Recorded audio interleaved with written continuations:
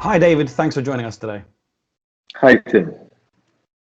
It's our pleasure to have you on, and we're going to speak about Vallettapay and payments today. To start off with, can I just say I love the clock and the painting in the background? Thank you so much. That is the traditional Maltese clock, and the other one is a painting of northern part of Sicily. It's one of the places that I like to visit most. Oh, fantastic. Well, to start off officially, our first question, can you tell us about yourself, your role, and what Vallettapay is about as a company? My name is David Zammit. I started working as an accountant way back at the age of 17. I used to work for Deloitte. Since then, I have graduated as an accountant with the Association of Chartered Certified Accountants at the age of 21. And I have spent the next actually 15 to 18 years working as an accountant.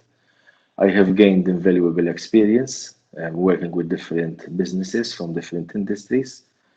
And later on, I decided to, actually, I was approached by a friend of mine to help him in a project that he was working on. And after a couple of months, we realized that we had good synergies working together, and we thought it would be a good idea to try and do something together. And this is how Vallettapay started way back in 2016. I am the current CEO of Vallettapay, and I focus most of my energy on business development, human resources, and also on strategic planning. Sure. What would you say during your time as an accountant before Vallettapay? What would you say you learned the most? First of all, it was a good experience for me because I never had the opportunity to experience business firsthand. So as an accountant, you always have the privilege to get a lot of information about the business itself and the financials. And obviously, I was always interested to learn more about different challenges faced by different businesses. For example, one of the main problems that I encountered at the time was the debtor book. So you will find a number of companies having to collect a lot of money from other people, and that would obviously have had a direct impact on the cash flow. The other maybe big lesson that I got was always related to funding. Funding is always a big challenge when you have an idea and you would like to take this idea forward and make it commercially viable. Funding plays a very important part in the process. Absolutely. When we go back to how everything started for Vallettapay, could you walk us through your journey from, you mentioned 2016 you founded it, to today? Yes. So basically, Vallettapay was founded by myself and my good childhood friend, Colin Jones. Like many other startups, we had to invest most of our savings in order to employ the first, in our case, six people. We had to spare some money as well to buy laptops and other equipment that we needed. Originally, we started as a card processing company. So we had a payment gateway that was connected to a number of acquiring banks. And our clients would be clients selling products or services online. We would connect them to our gateway, and the clients would process. At the time, we used to work mainly with Visa and MasterCard products. And obviously, the acquiring bank then will make the settlement to the online merchant. So our background was always related to companies that sell products or services online. We have been lucky to break even in the first months of our existence, and this gave us the courage and the opportunity to focus on our product to ensure that we offer better product, and it was working well, except that we were facing a little bit of a problem that we had a number of clients, our merchants, that had funds sitting at acquiring banks, and they were facing difficulty to receive these funds because of the general problem arising from the banking industry. So we had a number of banks that did not understand or were not willing to open accounts for clients that sell products or services online. And we thought it was our opportunity to tap in this particular market. My friend Colin had a good connection with a financial institution, and we thought it might be a good idea to partner with this financial institution to offer banking services that would complement our product offering. So this is how it all started, and this was how we shifted from card processing to banking. So it was a good match because our target company had good technology and good infrastructure. We had the business; they did not have the business. So together, when we joined forces, we had technology, infrastructure, and business. So this created a good opportunity and good product for us all. Off the back of that, in terms of strategy moving forward, we understand something you want to talk about is your company's approach, your business approach, involving sort of focusing on niche clients in niche markets. It's very much not kind of everyone come and work with us. You want to work with the right clients. Can you tell us more about this? The online industry is quite big, but it is serviced by a few number of banks and financial institutions. And we understand this very well. So strategically, it was always important for us to grow organically, okay, so that we have the flexibility to fuel our growth on good clients and clients that fall within our risk appetite. Also, we always wanted to compete on the service. And in order to compete on the service, you need to have a limited number of clients. You cannot offer the product to everybody because otherwise the quality of the service will start to deteriorate. So it was natural for us to remain focused on merchants, companies that sell products or services online that have good volumes and good history. Mm-hmm. Understood. On a broader industry scale, and this is quite a broad question, so you can sort of choose which way you'd like to go with it.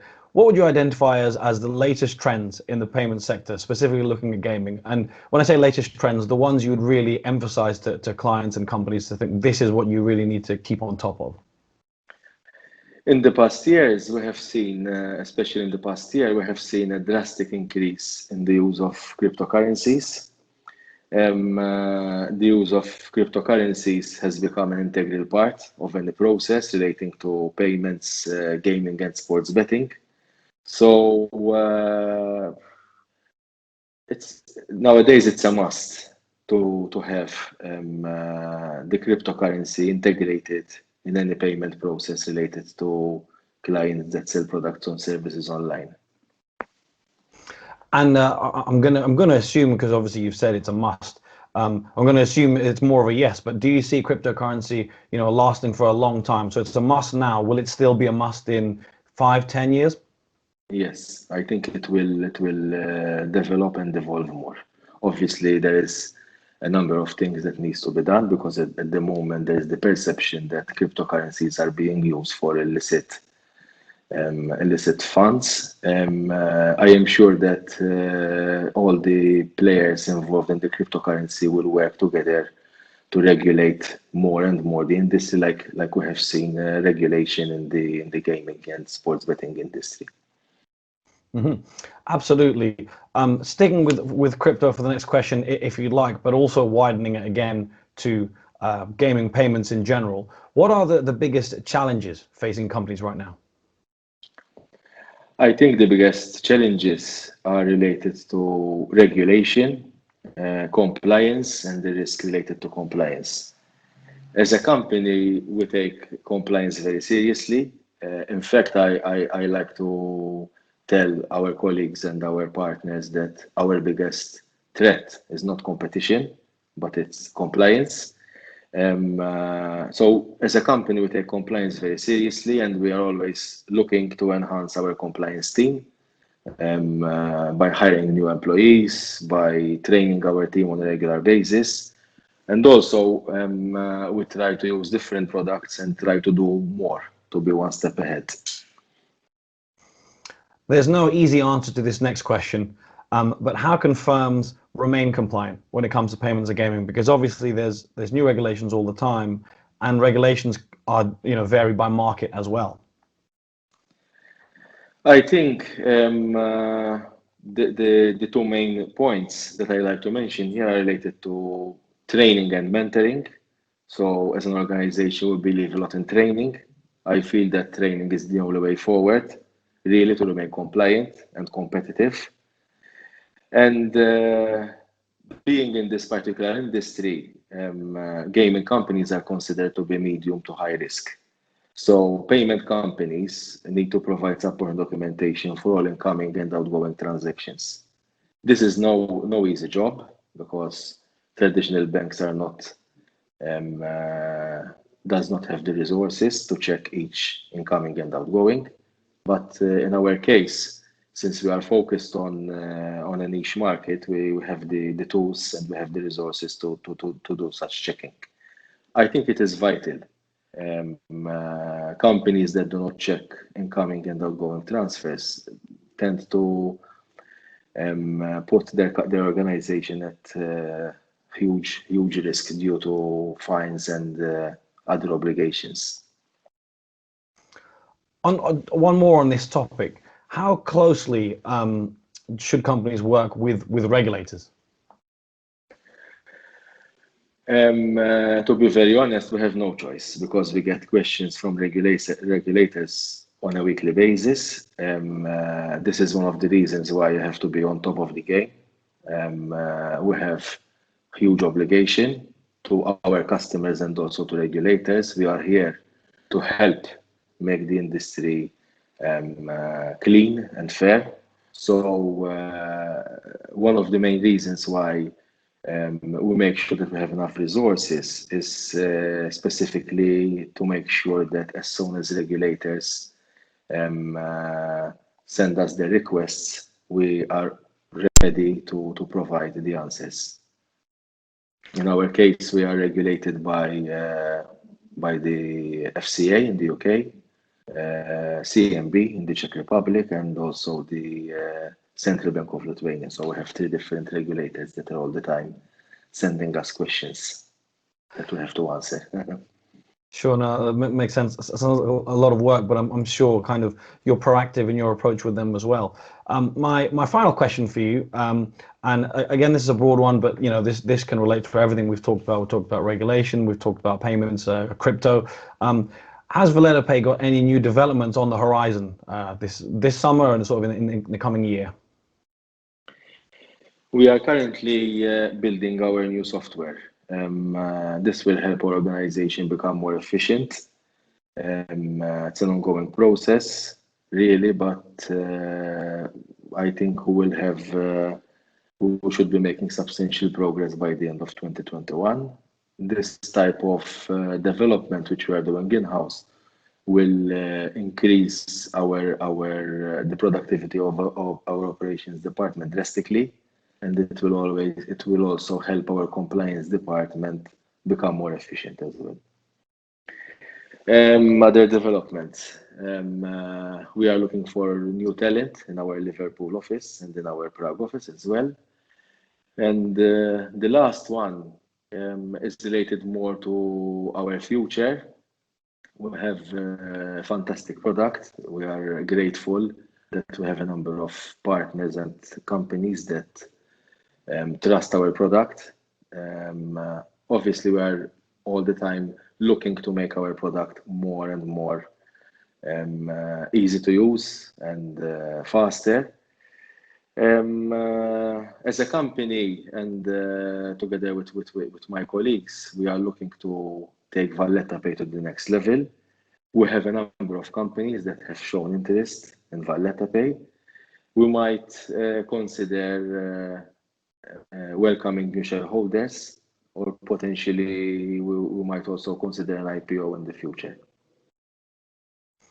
Sounds like plenty of look forward to, but at the same time, plenty of work to be done. Yes, that's Always, true. yeah, always busy in gaming and in payments. David, thank you very much for your time and for your insight. Thank you so much. Thank you for the opportunity.